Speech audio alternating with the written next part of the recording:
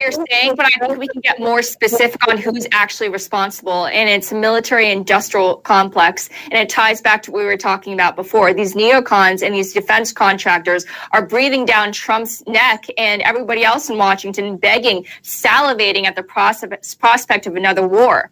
So it's a lock. And she's not wrong about that, but Dave just makes more points to go along with that were dead on. Martins of the world, and these are the people responsible. They have American blood on their fingers because they want to perpetuate forever wars and regime change wars. It's their bread and butter. It's how they pay for their yachts and mega mansions. Well, then stop sounding so much like him on Iran.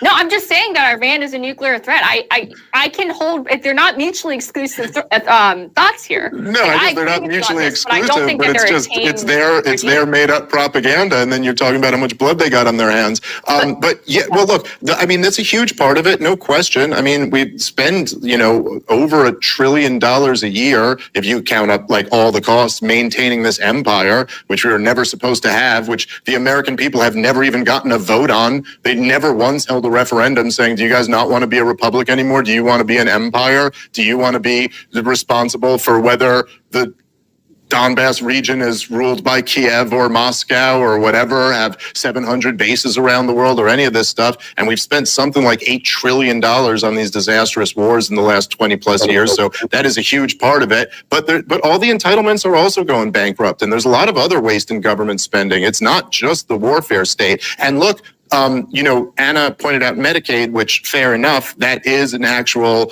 redistributive policy that helps poorer people. But Medicare and Social Security are both gigantic transfers of wealth from poorer groups to wealthier groups. And they just absolutely make no sense at all. The young people in America today are coming out of college with 6 figures in debt. They're getting a job at DoorDash and living at their mom's until they're in their 30s. And they're responsible now with their DoorDash money to contribute to the senior citizens generation who have owned property and have participated in the greatest economic expansion in world history. They essentially become a millionaire because they bought a house in the 80s or something like that. I mean, it's just totally indefensible. And I think that's something that progressives got to wake up on. That, like, what are we doing here? Okay, maybe this was your vision in the 30s or in the 60s, but this just makes absolutely no sense in the current context of America. These are giant redistributions toward wealthier groups from poorer groups.